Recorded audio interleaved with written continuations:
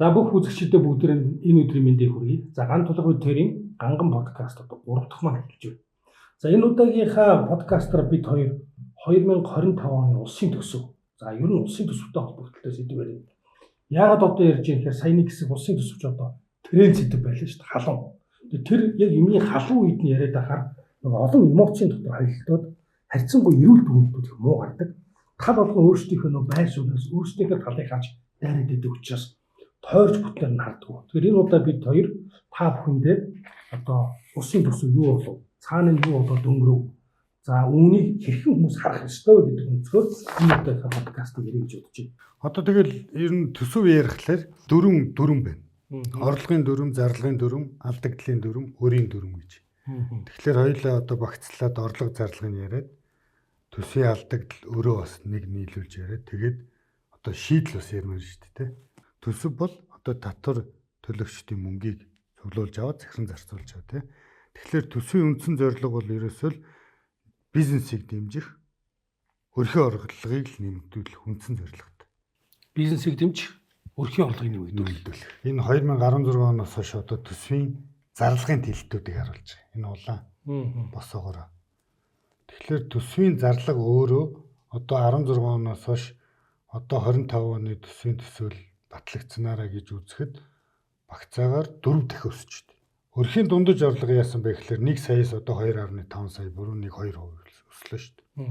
Тэгэхээр одоо энэ төсвийн зарлага буюу төсвийн зардалчийн одоо өөрөө бизнесийг дэмждэг, өрхийн орлогыг нэмэгдүүлэх зорилготой бол яагаад энтэйгээ адилхан өрхийн орлого чинь нэмэгдэхгүй вэ тийм. Яг ингээд зардлаа дагаад дундаж орлого чинь өсдөг бол одоогийн байдлаар нэг 6 сая төгрөгийн дундаж орлого бий болсон байх хэвээр. Тэгтэл зардал нь өсөд идэг, нөгөө дундаж орлого ч хэвэндээ багт идэг. Эндээс надад одоо хоёр юм харагдчихэв. Эхнийх нь яаж юм гэхээр ганцхан хэлж байгаагаар эн чинь өрх болгоны орлого төсвөнд 4 дахин нэмэгдсэн бол өрхийн орлого 4 дахин нэмэгдсэн. Тэгэх хэвээр. Энэ нь төсвийн өөрийн үндсэн зорилго. Гэтэл одоо манай 2.5 сая. Энэ 2.5 сая гэсэн би хардж байгаа юм. Өрхийн дундаж орлого 2.5 сая гингүүд энэ чинь өндөр орлоготой хүн, бага орлоготой хүн хоёрыг улс орон дээр нийлүүлж жигнэсэн дундаж авчиж байгаа шүү дээ. Тэнгүүд уул уурхайн өндөр цалинтай, санхүүгийн корпорацид өндөр одоо цалинтай. Яг ингээд өндөр цалинтай хүмүүстэй бүгдээрээ нийлүүлээд голоор нь аваад үзчихээ чинь энэ 2.5 дахиад буурна. Би бол одоо яг бодит амьдрал дээр бол практик амьдрал дээр иргэдийн сарын орлого бол за нэг 1.5 сая хавцаал амьдарч байгаа гэж бодож байна. За дахиад дараагийн асуудал гарна. Энд 1.5 саягаар бидэд яриад байдаг. Гэтэл ханш чинь өсөд юу болоод байгаа вэ? Нөгөө хүмүүс чинь гадагшаа дотгошоо явах, гадаад бараалт, валютын ханшингууд дахиад энэ үед байсан 2016 онд байсан төгрөг долларын ханшийн харилцааны чинь чанар одоо амьдрал дээр буухаараа мөнгө чинь цаас болоод байна. Тэгэхээр энэ бол одоо маш чухал тоо байна. За ихээр эхний ярианаас бол гол дүгнэлт маань улсын төсөв өсөж байгаа л гэж яах юм бол таны орлого шууд нэмэгдэж явах хэрэгтэй байна. Бизнесүүд чинь цэцэглэх ёстой, дагаад өсөх ёстой. Дахиад дундаж орлого чинь төсвийн зардлыг дагаад өсөх ёстой. Тийм маш чухал тодорхойлолтой. Тийм юм ажиглахдаггүй байхгүй.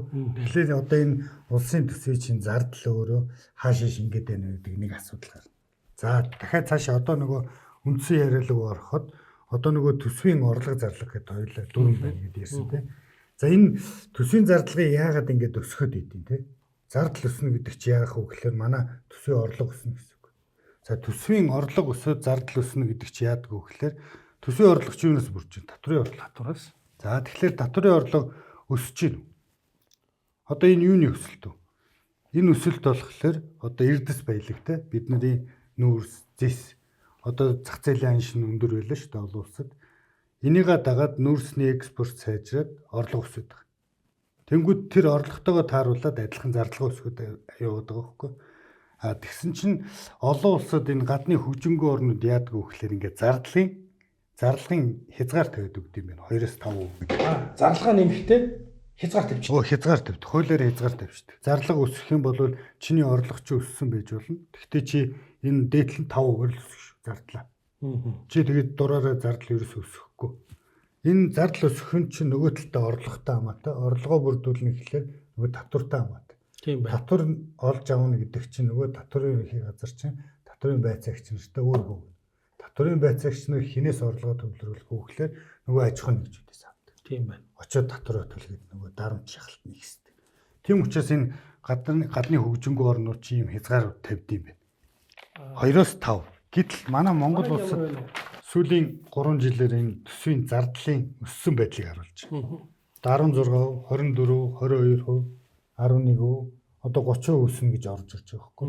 Зардлаа ингэж өсгөж тэгж байна. Тэгтэл одоо гадны орнууд чинь ингээд 5% гэд босго тавиад өгчдөг. Тэрнээс илүү хэтрүүлэхгүй. Одоо тэгэхээр яа тий орлого нь хангалттай нэмэгдээд үн ханшин одоо зис нүүрснийх нь үн ханшин өсөд хангалттай орлого ороод ирдэг. Зардлаа нэмж болохгүй 5% гэд. Илүү гарсан орлогоо яах вэ гэхээр за хоримтлынхаа санд хийж болно тий. Өмнөх өр зээлүүдээ төлж болно.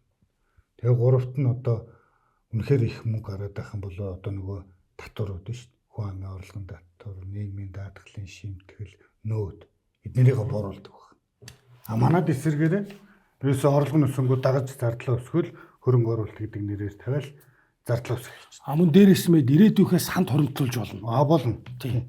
За тэгвэл дахиад энэ хоёрыг авчи. 30%-аар зардал хэрэг өсчл байгаа бол 30%-аар миний амьдралын орлого сайжрах хэрэгтэй. Таны амьдралын орлого сайжрах хэрэгтэй. Гэтэл орлого сайжрахгүй. Эндээс дахиад логиктэй одоо энэ хүслэгтийг баг ингээд бүх Монголын ард түмэнд гар утсан дээр нь тавиад өгмөр юм байл. Өдөр болго хар гэдэг. Таны орлого ийм бага байхад улсын төсөв ингэж өсөж байгаа бол энэ зөрөөний мөнгө хайчваа. Энэ зөрөөний мөнгө бол хулгайд явсан мөнгө л гэж л ойлго. За тэгээ яаж хулгайлагдах талаар ярил нөх хүрээний бузыг ярил далаа гэдэг шиг л болох байх. Одоо чи нэг яриад байсан шүү дээ нөгөө энэ төсвийн зардал чинь Монгол улсад бас хэмжээ хязгаартай байлаа шүү дээ тий.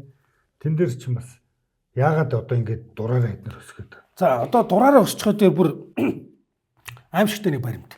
Тэр нь юу вэ гэхээр манайхан бүх хулгай зэлгээ одоо Монголд гоё юм шүү дээ. Төсвийн тэлэлт, төсөв зоргоор өрөх бүх юм хуулийн дагуу болцсон. А тэгэхээр нөхдүүд эхлээд хуулийг хулгайлж байна. А дараа нь төсөв хулгайлаад байна. За хуулийг хулгайлахдаа яах вэ гэхээр энэ супер юм байгаа юм. Одоо манайхан огт мартаж болохгүй нэг он бол 2024 оны 8 дугаар сарын 30-ны өдөр хичээлийн 9 сарын 1-ний урд өдөр.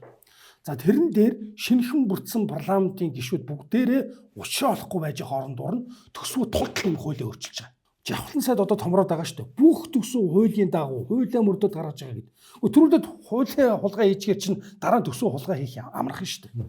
Төсвийн доктортой байдлын тухай хуулийн 6-гийн 1-ийн 2, 3, 4 гэдэг энэ 3 зүйл залтыг өөрчилж байгаа.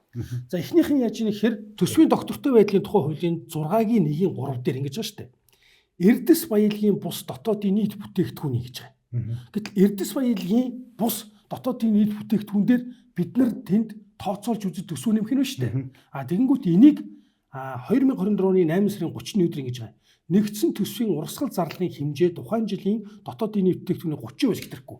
За энд яаж ийм нэхэр энэ зарлагын өсөлтийг чинь тооцохдоо эрдэс баялагын бус орлогоос буюу нүүрс хамаагүй энэ гол орлогоосоо бүгдээр ингэсэн тооцоод байсан чинь нийт дотоодын бүтээгдэхүүн бол гайцсан. А тэгэхээр объем нэмж байгаа байхгүй юу? Объем нэмж байгаа. За тэгээд энэ нэмсэн объем дээрээ дахиад нэмэх нь сүүлчний хэлээд байгаа энэ 30% чинь нэмнэ гэж байгаа. Аимшигт их тоолж явж байгаа. Зоргоороо нэмнэ гэсэн үг. За нэг. За нэгтгэн. За дараах нь төсвийн хуулийн 6-гийн 1-ийн 2 дээр. Энд ингэж байгаа юм. Нэгдсэн төсвийн тэнцвэржүүлсэн тэнцэл гэдэг байгаа байхгүй юу? Тэгсэн чинь энийг тэнцвэржүүлсэн тэнцэл гэдэг үг явж байснаа нэгдсэн төсвийн суур тэнцэл гэж байгаа. Тэгээд түүний 2 буюу түүнээс дэш ашигтай байх. Тэгэхээр тэнцвэржүүлсэн гэдэг үг байгаа даа шүү дээ. Энийг суур гэдгээр ойрчилсан. Тэр нь юуны суур юм? Одоо яг суур гэдэг нь тийм. Яг юуны суур юм? Яг хэлээд байгаа юм. Тэр тэнцвэржүүлснийхаа суур юм уу? За тэгэхээр бүр ингэж сүлд үг хулгайлдаг болсон. Тэр үгээ өөрсдөө ч ойлгоод байгаа юм уу, ойлгохгүй байгаа юм уу? За 3 дахь нь яаж юм гэхээр 6-гийн 1-ийн 4 дээр засгийн газрын өрийн нэрлсэн дүнгээр илэрхийлэгдсэн үйлдэл нь тухайн жилийн оны үнээр тооцсон дотоодын бүтээгдэхүүний 60%-аас хэтрэхгүй байх. Засгийн газрын өр дотоодын бүтээгдэхүүний дахиад нийт бүтээгдэхүүний 60%-аас хэтрэхгүй гэж байгаа. Гэтэл дэлхийн чихийг авахаар 30%-аас хэтрэхгүй гэдэг. Европ, эрүүл орнууд 60% гэж байгаа. За ингээд өрөө хязгааргүй нэмж болно гэж байгаа. Одоо зардал өсөд байгаа гэж шалтгааныг ерөөсөө 8 сарын 30-нд хийсэн биз дээ. 8 сарын 30-ны өдрийг хайцсан. Тий. Тэгээ эндээс дахин давтарч нэг хэлэх гэж байгаа зүйл нь бол зөв төсвөөс мөнгө хулгайлах чинь хэрэгсээ хитэрсэн шүү. Бүр арга нарийсаад хизээ баталгаа мэдээд хууль хулгайлдаг болсон. Тэгэхээр одоо ямар ч хуулийг ингэж хулгайлаад зоргоороо төсвийг л нэмнэ гэсэн үг юм уу? За одоо ингээд төсвийнхээ орлого зарлагыг ярьчих. За тэгэхээр одоо орлого зарлагад байгаа төсвийн алдагдал өөр хоёр ярих. Одоо тэгэхээр төсвийн алдагдал гэдэг одоо би сая нэг ингээд тоо авч үзлээ л энэ төсвийн алдагдлыг чинь засгийн газар бий болгоод гэхдээ засгийн газар бий болгохдоо их хурлууд нь батлаад байгаа хөөх. Бүх төсвийг их хурл баталж байгаа шүү дээ. Тэгээ би нэг энэ тоо төсвийн алдагдлын 12 цэгийн-ээс юу тоо авч үзлээ. 12-оос 16-нд тухайн парламент ирж шүү. Нийт одоо 4 жилийн хугацаанд 3.2 их нийтийн өр үлдээсэн юм. Алдагдал. За 16-аас 20 оны парламент 6 их нийтийг үлдээсэн байна. 6 их нийтийн алдагдал. 20-24 оны парламент 8.2 их нийтийн алдагдал үлдээсэн байна. Нөгөө парламент ч өөрөө төсөө баталдаг. Тэгээд тэрний ард дээрээс одоо ингээд 4 жилийн хугацаар ингээд тооцоглоор чинь алдагдлууд ингээд бүгдөө өсөд яваад байгаа шүү дээ. Хин хариуцлага үлээх. Одоо нөгөө 12-оос 16 оны парламент байхгүй. 16-аас 20 оных байхгүй. Алхан тий. 20-оос 24 оных байхгүй. Одоо шинэ парламент. Хинч хариуцлага өгөхгүй шүү дээ. Хинч хариуцлага үлээхгүй. Тэгээ хамгийн аюултай нь энэ төсвийн алдагдал гэдэг чинь алдагдлаа яаж нөх? Нэг бол мөнгө хэвлэн, нэг бол зээл. Тэгээд одоо ингээд хоёулаагийн ярих дараагийн өрд гэдэг ч үүсэж байгаа байхгүй. Наадах ч одоо ингэж шүү дээ. За гадаад өрөө тавих нь байна. Зээлээ тавих нь байна. Дахиад нэг аимшигтай юм чинь нөгөө сангаасаа нөхөн. Өнөөдөр сангаасаа 2030 он хүртэл хурж болохгүй сангийн мөнгө одоо юу ч байхгүй. Тэр чинь шууд төсвийнхээ алдагдлыг нөхөж авчиад байгаа. Тэр чинь бүх Монголын нийт ард түмний орлого шүү дээ. Тэрийг цөөхөн улс төрчин хулгай их мөнгөнийхөө алдагдал хэсэг дээр нөхөж байгаа. Тэгэхээр яаж нөхсөн гэж дахиад тэр чинь хуулийн хулгайтай. За энийг ярих юм бол бүр нэлээ юм ярина тий. Ер нь хоёулаа дараа нэг сангаар бас нэлээ деталь нь ярьж өгч байгаа байх. Дэлгэрэнгүй ярих байх тий. Тэгэд төсвийн одоо ийм байна шүү дээ. Маш энгийн логикоор төсвийг алдагдaltaй баталж болдог улс гэж бас байна. Бүгд нэг алдагдах байх шүү дээ. Тэр чинь яаж ихэр үйлдвэрлэл нь хөгжсөн Япон, Солонгос шиг орнууд төсвийг алдагдaltaй батлаа гэд өөрөө үйлдвэрлэгч. Тэр алдагдaltaй нэмсэн үйлдвэрлэлцэн M2 их хэмжээний бэлэн мөнгөөр чинь дотоодынхоо үйлдвэрлсэн бараа бүтээгдэхүүнийг л аваад идэг. Манайх чи хамгийн аимшигтай нь орж ирсэн бүх мөнгөө хэрэглэгч үндэстэй учраас гадагшаа валют болгоод алдчихдаг. Ирээн лүү алддаг, Бээжин лүү алддаг, дэлхий дээр алддаг. Тэгсэн чинь хамгийн аимшигтай нь манай өнөөдөр төсөв тайлбарлаж байгаа хамтарсан засгийн газрын их хэрэгчдийн үед нөхөр төсөв нэмлээ шүү дээ. Мөнгө үйлдвэрлэлээ. Тэр мөнгө чи эцэстээ явж байгаа л Доржийн, Батын, Монголын иргэдийн гар дээр л очиж штэ гэдэг. Үгүй тэр гар чинь зүгээр дамжуулах гар болчиход байна. Одоо ингэж шүү. 2025 оны төсөвдөр төсөв суусан 9.8 их найдын хөрөнгийн зардал гэж байгаа. Бүгд валют болоод гадагш гарч байна. Тэр аваад байгаа ширээгийг чи Монголд хийдгүү маа. Аваад байгаа компьютер чи Монголд хийдгүү маа найзуудаа. Тэр нэмж авах гээд байгаа тансаг том урт машины чи Монголд үйлдвэрлэдэг. Зүгээр л гадагш явчихна. За тэгээд урсгал зардал 26 их найдаар тооцсон урсгал зардлын ихэнх нь валют болоод гадагш явчихна. Тэгэхээр бид нар улсын төсвийг хэдий ч нэх зардлага өндөртөө баталж байна. Төдий чиний мөнгө гадагшаа алдаад гадагшаа доллар гарсныхаа хариу төлбөрийн тэнцвэр чинь байхгүй болоод инфляц өсөөл нөө Монгол төгрөг чинь дахиад султаа буугаал явахын гол жишээ энэ байна л дээ. Одоо тэгээд нөгөө төсөвдөр чи нэг ярих юм заавал өөрөө ярьж байгаа. Одоо санаж энэ хоёулаа 16 оны сонгуулиар чи хоёулаа тал менежерийг л ажиллаж ирсэн тийм 2016 оны сонгуул. Тэгэхэд одоо ардын намын өөрөө чи юу вэ? Пропаганда нь юу? Пропаганда ч одоо өөр штэ. Өөр. Хэдэн төгрөгийн өртөө гэж зарлаа. Иргэн Монгол улсын иргэн болгон 15 сая төгрөгийн өртөө. За. Таны хүүхэд чинь өртөө. Хүүхдээ чинь ирээдүйд гарах хүүхэд өртөө гэж явсан. За тухайн үед одоо тэр тооцоол одоо зүгээр нэг жижигхэн тооцоол хийгээд үзэхэд тухайн үеийн Монгол улсын гадаад өр 24 тэрбум доллар. Тэгээд тэрийг хүн амдаа хуваагаад нэг хүнд 15 сая төгрөг гарч байгаа байхгүй. Одоо яг тэр аргачлалаар нь хуваагаад үзэхлээр одоогийн байдлаар Монгол улсын өрчин 35.6 тэрбум доллар. 3.5 сая хүнд. Яг тэр аргачлалын тооцоолоор 35 сая төгрөгийн өөр. Хэрэг тэг тооцвол. Тэгэхээр одоо тэр тоод яг ардын намын PR хийсэн тооцоо шүү дээ. Тэгэхээр одоо яг тэрүүн тооцоход нэг хүн 35 сая төгрөгийн өртөө. Монгол улс нийт одоогийн байдлаар 35.6 тэрбум долларын өртөө гадаад өр.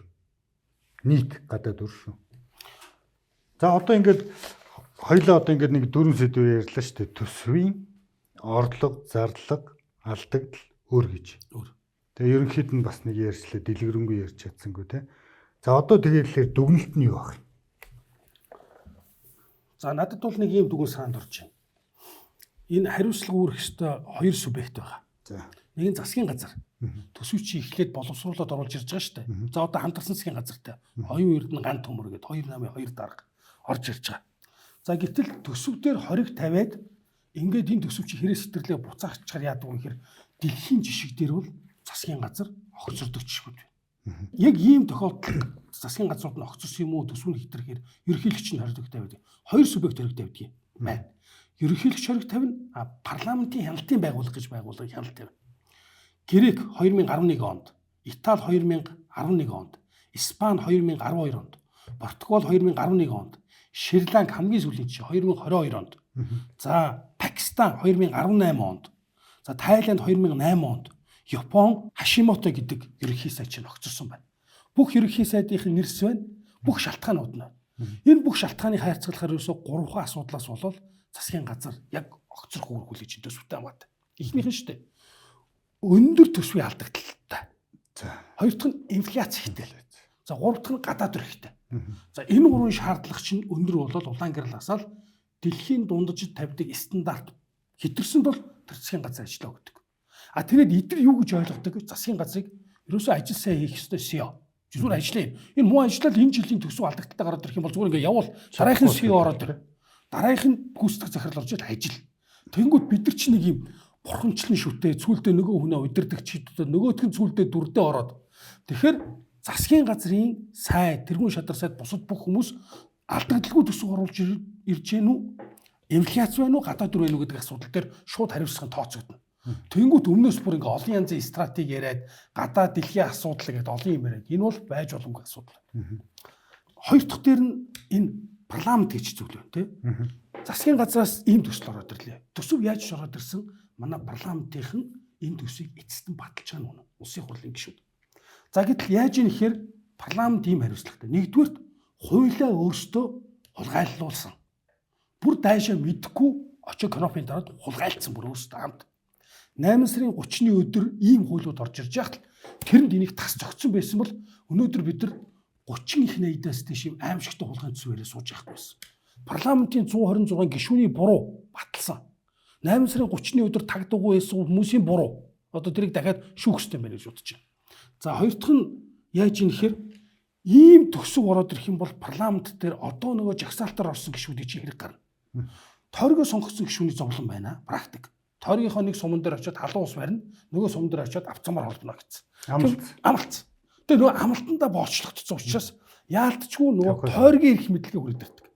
Үүний чи эсрэг Америк Конгресс, Сенат, Америк House of Lords, House of Commons гэдэг. Уг бол жагсаалттай том парламентын улсууд үүсгэсэн. Одоо жинхэнэ жагсаалтын гишүүдийг хүч харах хэрэгтэй байхгүй.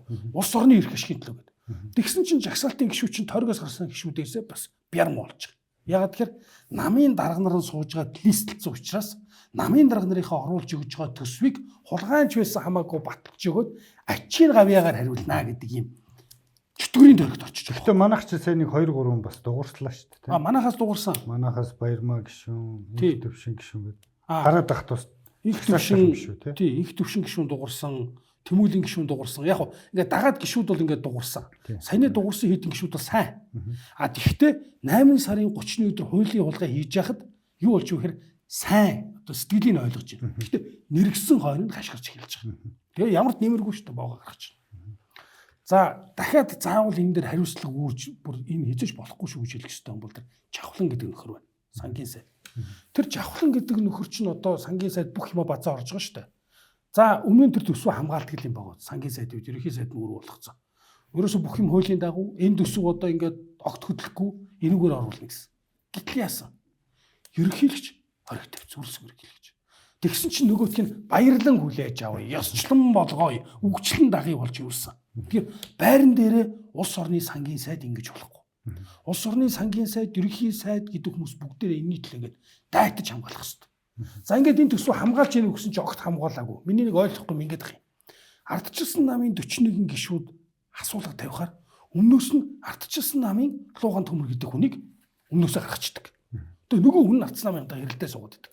Монгол ардын намын луу оюун эрдэнэ яаж юм нэхэр өвлийнхаа бэлтгэлийг хангаагүй түшээ бэлдээгүй айл байж хахад зүгээр л айлын найр гисэл тэнж явж гал гэр хийсэн шиг тавьж байгаа байхгүй. Арабаар зураатай байдаг. Үгүй бүр зөрж орж иж асуултанд хариулт л та. Орж заавал хамгаалах хэрэгтэй тийм өөрсдийнхэн боосно. Ерөнхий сайд хүн чинь төсвөө цээжээрээ орж иж сөрөг хүчнийхээ намынханд асуугдаж хамгаалах хэрэгтэй байхгүй. Үгүй бидний өмнөөс манай хүнийг давид яах юм? Бид нар дондоо ямар ч үр ашиггүй хэрэлдээ дуусчих жоох байхгүй. За тэгэхээр одоо ерөөсөө эхний дүгнэлт бол ерөөсөө засгийн газар, улсын хурал хоёр хариуцлагын асуудал тийм. Хариуцлагын асуудал. За хоёрт нь одоо би бас түрүүн хэлсэн нөгөө нэг төсвийн зардал тийм. Энэ зардлыг өсгөхөд байгаа шалтгаан чи ерөөсөө л одоо энэ орлоготой холбоотой. Тэгэхээр энэ зардлыг одоо ингэж засгийн газар нь хэн байх, аль намаас бүрдэх нь хамаагүйгээр хуулиндаа заавал зааж өгөх хэрэгтэй тийм үү? Өсөлт чинь 5% байна тэгэл максимум. Тэгэхээр орлого чи яаж ч өссөн 5% багс. 5 багс. За тэр 5-ыг 5%-аар зардлаа өсөглөө гэхэлэр эн чинь ингээд бүх юм хязгаарлаж байгаа хгүй. Одоо төрийн албаагчдын тоог хязгаарлана. Дахиад нөгөө төрийн өмчт үйлдвэрийн газруудыг хязгаарлана. Дахиад нөгөө талтай татвар төлөгчдийн мөнгийг те хязгаарлана. Одоо дарамт өгөхгүй л гэсэн үг байхгүй. Тэгэд илүү гарсны гол нь нөгөө нэг 3 юмдаа л заавал зарцуулах хэрэгтэй. Илүү гарсан орлого. Нэгт нь хоригдлын сан, хоёрт нь зээлээ төлөх ёстой, гуравт нь өстө мөнгө илүү гардаг бол нөгөө аж ахуй нэгжийн татваруудыг яг хөнгөлөх ёстой. Одоо зөндөө олон татварууд авч байгаа шүү дээ, тийм. Одоо тэрийг л хөнгөлөх ёстой. Тэгэхээр заавал тэр зарлагын одоо энэ хөгжингөө орнуудад байгаа 2-5% тэр өсөлтийн хязгааруудыг л тавьчих ёстой. Тэр хязгаар байхгүйгээс л ингээд дураараа бүх зардлууд өсгöd байгаа байхгүй. Тийм. Эцтэй явж байгаа чив тэр ихэлж хөндөг шудраг бус сонгуул илгай. Нөхдүүд чинь нөгөө төрийн албаа хаагчдыг сонгогч болгоод орон тойгийн тултал нэмсэн. Хоёлаа сая подкаст эхлэв юм ярьж илээ тэр Аргентины ерөнхийлөгч ямар том ирж ирэг гаргаж байна тийм. Өчнөө төрийн албаа хаагчийг тэр чигт нь хаалж цомготоход үгүй яг илүү бол цомготох хэрэгтэй байхгүй. Энэ төсөв дээр чинь энэ мөнгийг авчирч хулгайлахгүй бол цаана байгаа баялаг жинхнэрээ хэмжигдэнэ. Авгүй бол зах зээл дээр л мөнгө болж хувирна. Тэр энэ хэмжээний улс төрийн зоригуд гарах ёстой атал дараагийн сонгуульд би хардлагагаа авч яаж гарах уу? Дараагийн сонгуул дээр яаж 5 цаас болж орох уу гэдэг зүгээр нэг юм альбом тушаалдаа боолчлогдоод ямар ч эр зэрэггүй л болцсон байна л та. Гэж бодож байна да. Одоо жишээ нь төсвийг ингээд олон нийтэд ингээд хэлцүүлдэг гэдэг байгаа байхгүй. Захимаар гэдэг. Одоо жишээлбэл чи захимаар орж ингээд санал мал өгж ирсэн тохиолдол байна уу? Ерөөсөө тохиолдол байхгүй. Хан тэгээд олон нийт чи яагаад ингээд энэ ч одоо хамгийн чухал юм шүү дээ. 25 онд Монгол улс хаашаа явах уу те? Хэдэн төгрөгийг хаана өрөх үү? Хаанасаа яах уу гэдэг те? Одоо зүгээр жижигээр тооцоход одоо гэр бүлийн төсөв бас л тэгдэг үстэй. Гар 5 сая төгрөг болно, жил 60 сая төгрөг болно.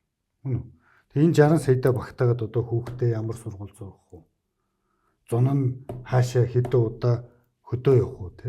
Өвөл нь ямар боломж гараад агаарт гарах уу? Бүр болохгүй л гадаад явах уу? Энэ зардлуудаа тооцох хэрэгтэй шүү дээ. Тэгээ нөгөө 60 сая төгрөгнөөс чи одоо 30 саяар нь ч юм уу 40 саяар нь би маш аваад унжлаа. Тэгэхээр нөгөө аялалчин байхгүй, эрүүл мэнд байхгүй, боловсрол байхгүй болчихдог байхгүй. Нэг бол өрөнд орно.